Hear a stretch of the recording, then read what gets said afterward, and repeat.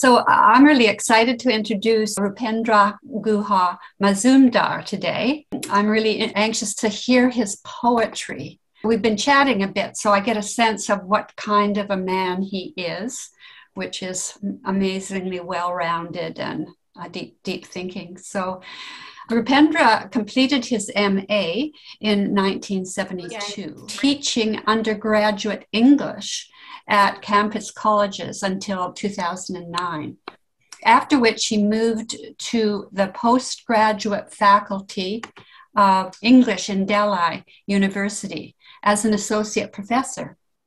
His critical book, Central Man, The Paradox of Heroism in Modern American Drama, appeared in 2003 from Peter Lang, Brussels, Belgium.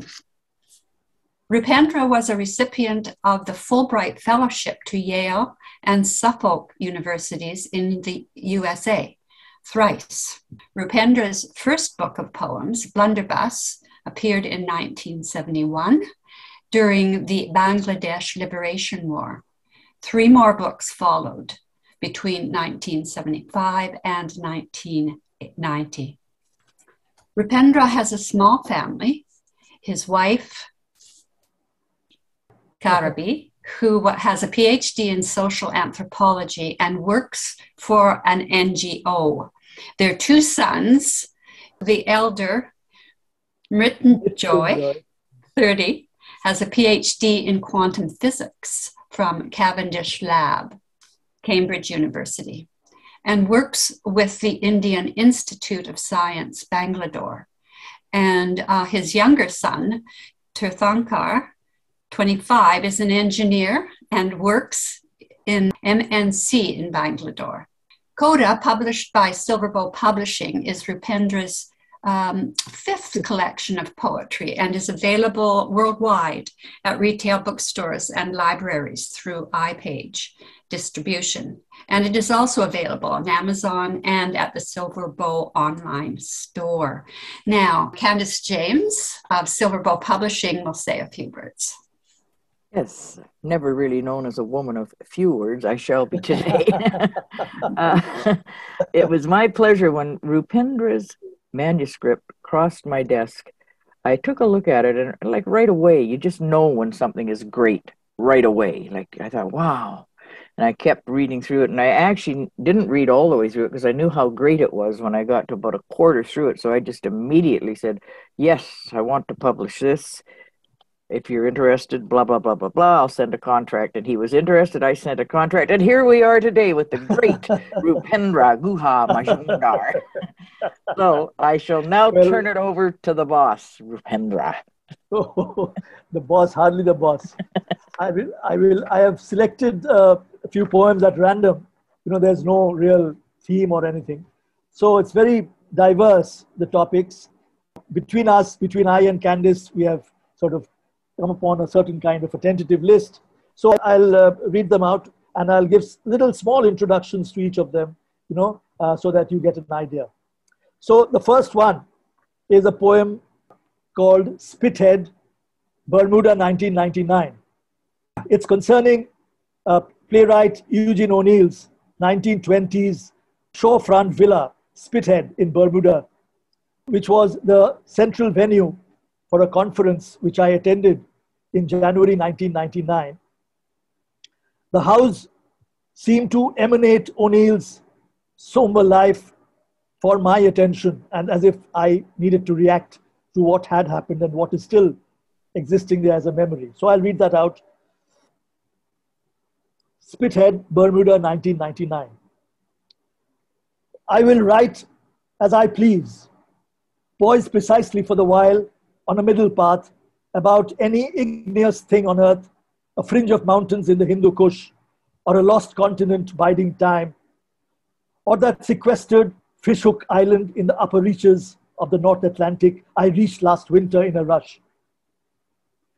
Laced with lichen of many hues upon a scaffolding of coral, the place preserves its secret in dolphin-guarded coves of lucent crystal I've only heard about, but never seen or slept within during nights of Nietzschean tempests, when sky and ocean break even, their millennium fast with a ritual sacrifice.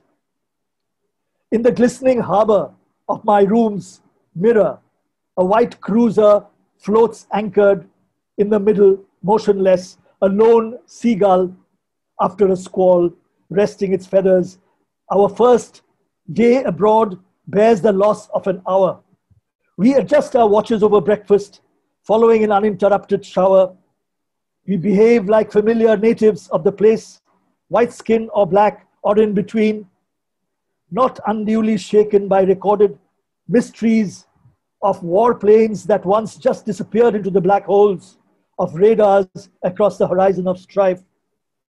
We put on the straight academic face, no staggered wrinkles on the brow like the countenance of the lagoon in downtown Hamilton, calm, untrammeled, as if by seismic tremors. The writer who lived here once, no, not me, also stood before the mast in weathered dungarees from the Caribbees to Buenos Aires, flicked his black hair across his brow. His eyes carried the swell of the ongoing surf in a backlash of tears for sons abandoned, misbegotten, wandering in pain. Spithead, his mansion at Land's End, lapped by waves, looks like a ship with its sails down and folded in the locker while moored in a lush equatorial cove. No hands on deck, awaiting sealed orders when all are back, captain, first mate, and rotgut company, to start the throttle under a darkening sky for an undisclosed passage, a voyage of primal reckoning, when the dead awaken and the curlew sings. The second one is called Temple Street, New Haven. Along Temple Street, beside the central park called the Green and Yale University's old campus in downtown New Haven, stand three churches in a row with spires, each of them having spires, built during Puritan times of the first settlers, and at times evoking subversive and Gothic images from the past. Temple Street, New Haven.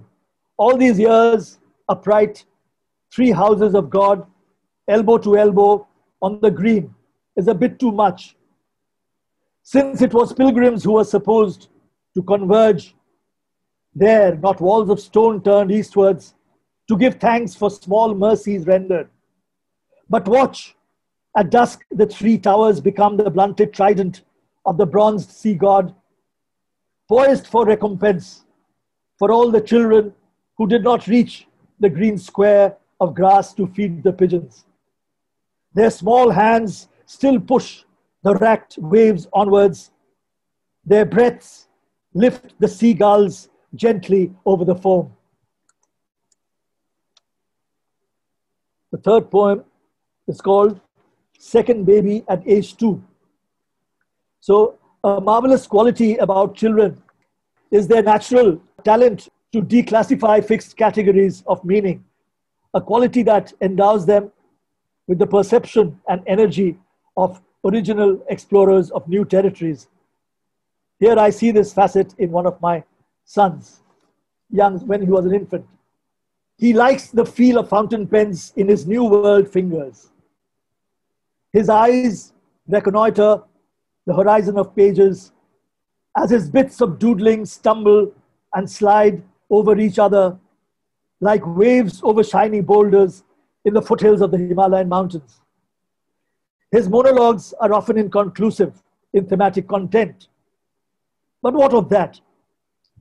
His kind of words possess the projected elan of the frontier man, unmindful of the final call of worlds closing in on themselves. Next one is a poem called Riding Purva Express. When my mother was alive, I used to visit her from time to time in my hometown.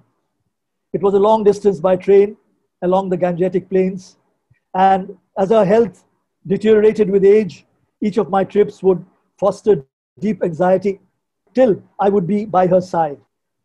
Mothers, so riding Purva Express, Purva is the name of the train. Purva means east, eastern. Mother's awful state recalls me to her side.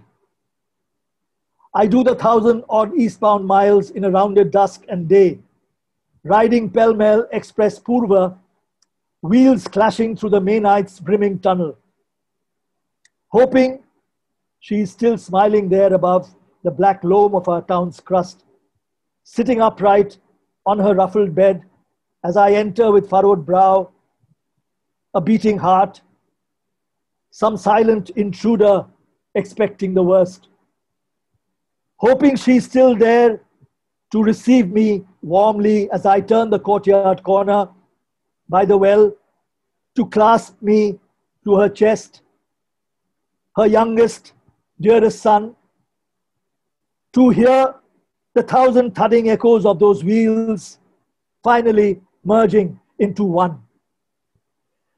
So the next poem also is a different instance of a son's anxiety for his mother's ailing health. It's called In Limbo, Coetzee's Michael K. It's based on the novel The Life and Times of Michael K. So it's for his mother's ailing health. The protagonist and her subsequent demise is portrayed in that novel, set in a time of the civil war in apartheid era in South Africa, dealing with the hero's pilgrimage to his mother's birthplace to dispense her ashes as she had wanted. Stopped in the middle of the tarmac past noon, duty bound, pushing his dying mother-filled cart beyond the city walls to the final resting place she wants, her valley of flowers. He does not speak out at once his mind to the cops at the gate. They bark at him in unison, their black pupil-less eyes of guns turn upon his ribs, stare past each blunted bead of breath in alveoli, ventricle, or valve. He knows nothing, moves till far into the steaming haze. Not yet the cavalcade of tall cacti turn to the east, the field rat or lizard in acacia clad, nor the lone vulture high up above, in limbo, nailed to the crimson sky. The next poem is called Boys Will Be Boys, and the poem is based on a news item in Los Angeles, in the Los Angeles Times on 18 November 2014 about a terrorist assault on a secondary school in Pakistan and the resultant massacre of its 132 innocent children. I happened to read this poem for the first time in Harvard University in 2015 during a poetry reading. Boys will be boys. As a matter of fact, the last lesson of the term was very brief and to the point, peremptory, pressed by a penal colony afar to scribble on their skins with the blunted nibs of hard-nosed bullets in rapid succession. They lay down one by one, obeying a curfew of sleeping time. On the surface of the earth's scarred womb, curling to their sides, knees bent, most fitting position for extended slumber through storms forecast. Now you can never say, with that tilt of your pepper and white head of hair and piquant smile, boys will be boys. For all grammars grounded into dust, the regular inundating verb to be, shunted into the past. The tenses have turned rogue in their fragile moorings. The future is gutted into seedless memory in the tense called future discontinuous. All future that was. Here grammar will not work, yet sentences are past. Boys will no more be boys again. Boys will no longer be. They were called by the name of boys once. Gender checked at birth and noted in the umbilical scribble of a midwife's diary. Only their names will presume to be, become, to bind, disclose, break even in the autumnal shadows of faces and eyes, ready smiles dissolving in a monochrome dusk. Salim, Maqbool, Saeed Raza, Ali, Imtiaz, Shahrukh, Nawaz. Names, wind-blown, floating, unclaimed, like shredded, untethered kites from the mind of a clear winter sky. The next poem is called Elegy to a Dove. I've seen a lot of doves being killed by cats in my garage and so on.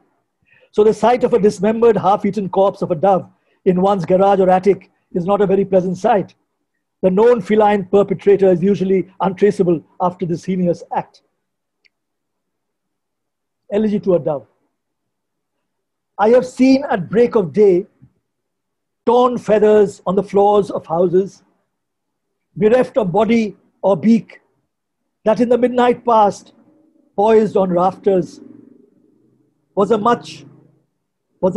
whole, much contended bird. I did see at break of day torn feathers on the floors of houses, bereft of body or beak or eye, by mercy of quick fang and claw, of spotted lynx, dispensed of soul and song. I may see as yet waves before the eventide rebound against the cliff's white brow, with the roar of grace to scatter afar her ashes now on borrowed wings. Day of Judgment. This happened quite some time back following a poetry reading session in Coffee House in downtown New Delhi. I once faced a serious bodily crisis, a breakdown witnessed by my two adolescent sons. And my elder son also wrote a poem about this day. So, Day of Judgment. Forenoon of September 9, a capitulation unforeseen, my two boys touching 8 and 13, witness a fall, a spouting of occult blood, they may well remember. Carried on a stretcher, I join the concourse of debility and pain. My eyes are open wide. I see the ceilings of meandering corridors ripple and stretch over my head towards an estuary of intensive care. Glass panels gleam on every side. Bottled saline suckle my veins at needle point as they meekly shudder and smart, turn sore, a bluish-green labyrinth merging into the distant promontory of my knuckles at the outpost of my heart. Oesophagus confesses erosions. Duodenum too, staring into the tiny camera eye that delves into the lunar, lesioned landscape of my guts. Searching on and on for a more than bacterial cause to pronounce I ought to live or die, or merely in between, merely pause. Thank you. Next poem is Nostos. Nostos in Greek means homecoming. So the homecoming of Odysseus to his kingdom in Ithaca in Homer's The Odyssey forms an established paradigm for all protagonists returning to their original roots in order to reinforce their identity from the ravages of betrayal and alienation. Nostos. They never thought I was awake. With eyelids half closed, deep within my mossy chamber, they never thought. They thought I was still asleep. They thought, smirking, I was gone afar into the forbidden valley, from where few returned by dusk up the swelling river, but that there could be survivors too. They never thought. They believed I was missing, lost, dead, whatever, and there was no forwarding address, nothing in bold font or italics. They were sure of my cryptic undoing. It was the peak of summer, streets were deserted, a cat meowed, ears flattened, hungry. I did not wish to swing the millennium bell to break the silence of my passage. My delayed return that would make up for lost time. They never thought. Maybe at some point I overslept, which does not mean I must shut eye forever. This sleep was on the cards. It could not be dislodged. It could not be. It spoke to me, my sleep. It said, do not open your eyes. Do not open the eyes untimely. Do not pry open your inmost eye, pupil dilating till your mouth can speak the word in full measure. I hear the wind in the avalanche, recovering its breath in spasms, lung heaving, memory bowed, heart distraught but true. The word and the crumpled pages of sleep go hand in hand. Wait for the final run, they never thought. See, my lips can pronounce the word. My mouth slowly turns the word with the tongue like a small, round, rare, and bitter flute. I could do this. I could speak and bite, pause and spit. I could turn my patchwork sails to the wind despite every siren song, live to tell my tale. They never thought.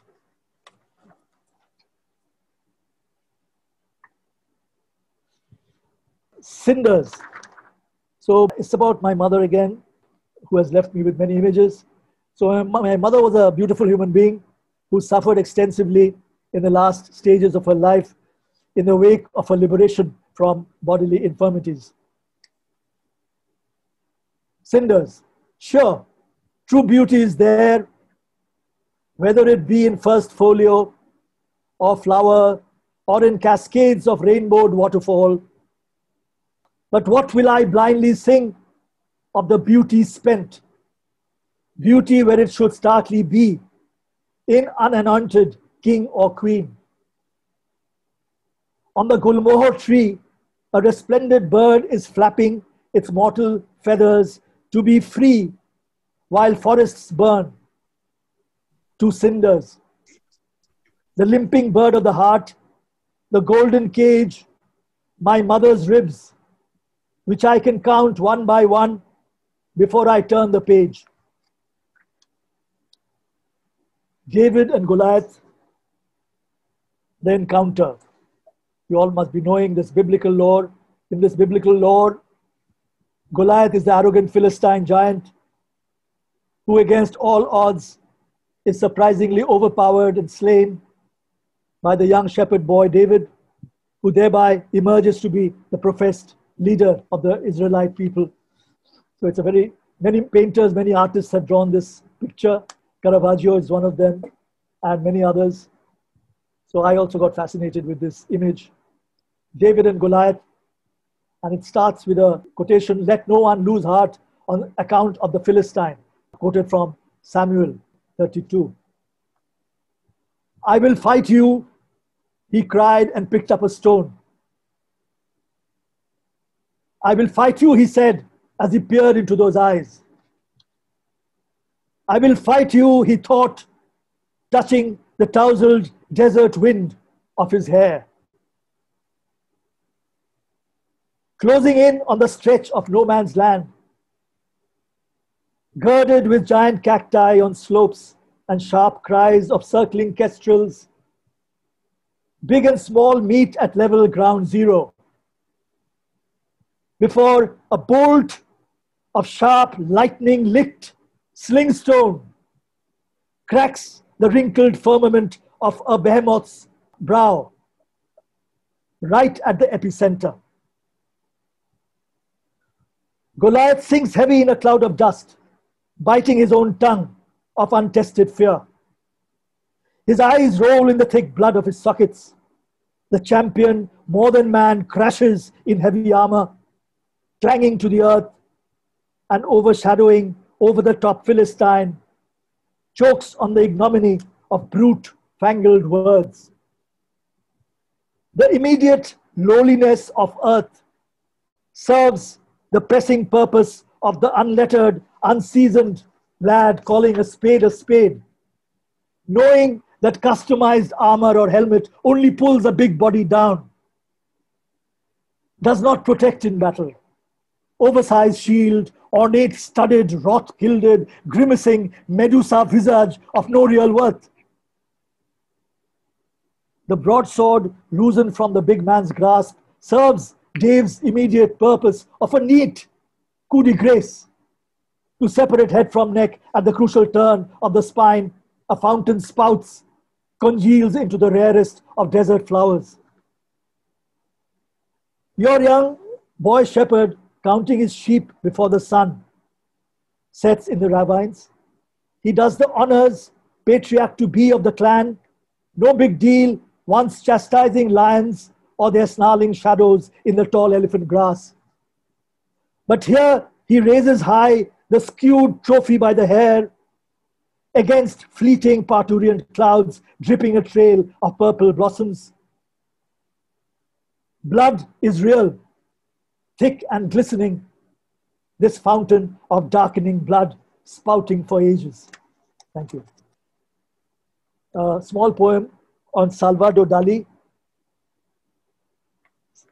Dali's paintings, as you know, are flooded with images which solicit vast spans of space and time in primal combinations that undermine the sovereign jurisdictions of mankind and nature, so breaking apart many boundaries. So just an imagistic poem. The tree bows down to the winter sun descending into the earth. The cloud bursts into a paroxysm of birds. Dali's travesty of mirth. Mirth with capital M. The river twirls like a bloody whip upon the flanks of twilight.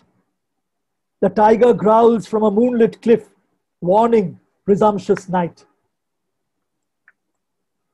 Another retrospective or historical mythical reference, Pompeii, the city of Pompeii in Italy, very close to Rome, where afternoon of August 24th, 79 AD, Mount Vesuvius near Rome erupted without any warning and spewing black fumes, ash, pumice, and lava for 2 full days, and silencing forever the unwary denizens of the city of Pompeii. From beyond the city walls, Mount Vesuvius spouts its foul madrigal of ashes upon them all with a low peremptory growl. In the absence of shadows at noon, there are no other sounds besides the humming unfamiliar tune descending from above. The children on the patio are taken by surprise by the pouncing monster of Granny's tales. Their homework incomplete, school bell ringing around the curb, their petrified laughter saved for the itinerary of 2 million tourists per year. Peter's admonishing finger points upwards at the renegade clouds of stifling smoke.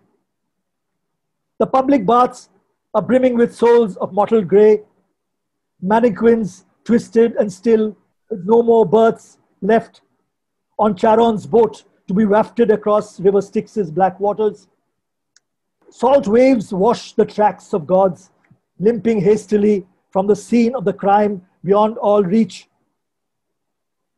A millennial quartet of dolphins leap high into the air above the bay of Naples on the Tyrrhenian Sea, framed within deep blue and white mosaic walls, barking together all at once like sheepdogs in search of truant flock on a hillside scalded of its skin of grass, soft footfalls taken in surprise by an onrush of stealthy fire.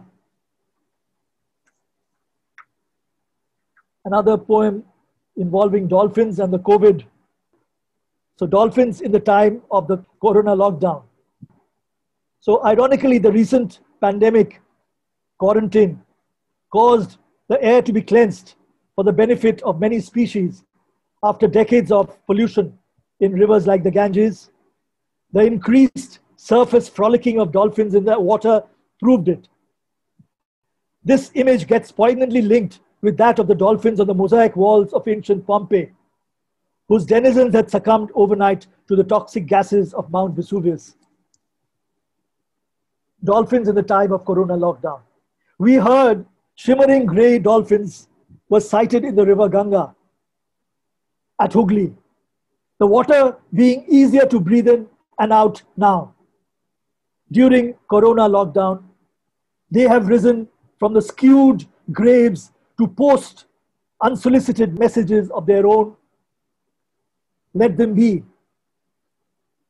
Next are these ultramarine mosaic dolphins leaping over the wall in Pompeii, which got pressed and veiled in time, an unfolding curtain of volcanic ash, descending suddenly upon a mob of bewildered faces. They carry messages too, in brick, dust, and lime. Let them be. This poem is called Nocturne.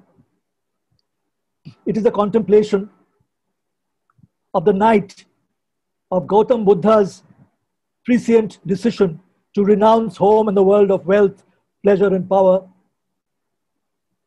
for a different, more liberating dimension of truth and reality. And we see in that life is simultaneously static and continuously, constantly changing. These two realities are seen together. Nocturne, the Buddha steps out. Eyelids in downcast mode, decisive as in battle. The man at the helm of things, warrior still, acutely sure of the way the world's time passes. Unshod, you step into the night in a trice. You give up the seen for the unseen, the moonstruck future for the now. No one knows of your spring passage, your breath of fragrant air. Only the dusk crickets wobble staccato tremors deep within your extended plan. Closely parley and pause, knowing full well a new war is on the cards.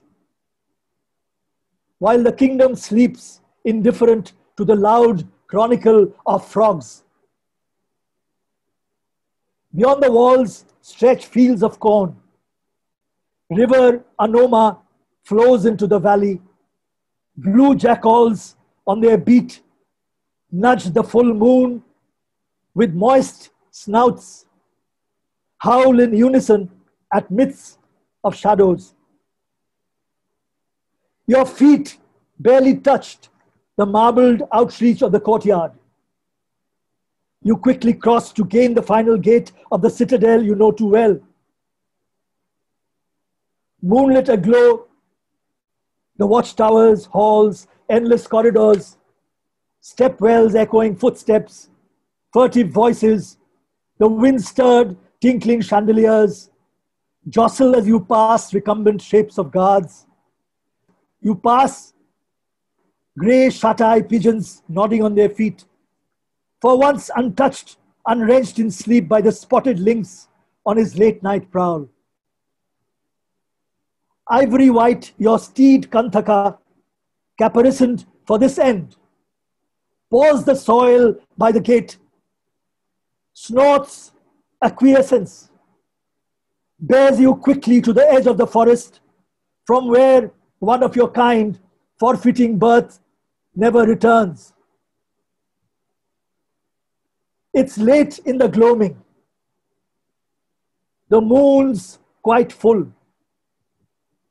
Your dream eagle soars above the crescendo of waterfall spray and wind in the gorge as pebbles fly from under the hooves of your galloping warhorse.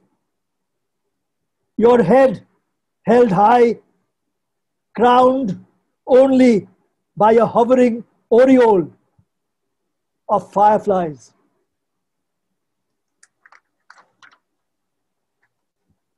I think I'll be concluding here with two small poems. The one is the title of the book, CODA, where CODA, the poem and the idea, reveals an instance of mutability, the relationship of time and existence that engages us in our dual awareness of life and death, and evokes a very palpable rhythm of immanence through nature's cycles. So I've just put together a few images. CODA.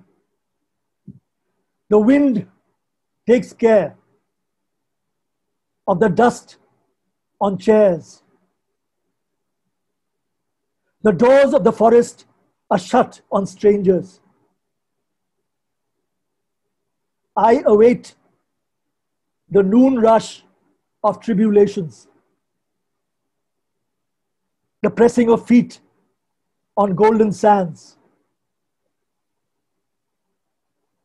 And the last haiku, a small haiku, 2 lines, an imagistic poem. It's called a haiku to life. The wind, a sly, sudden shark. The leaves, small scattering fish. The wind, a sly, sudden shark. The leaves, small scattering fish. Thank you.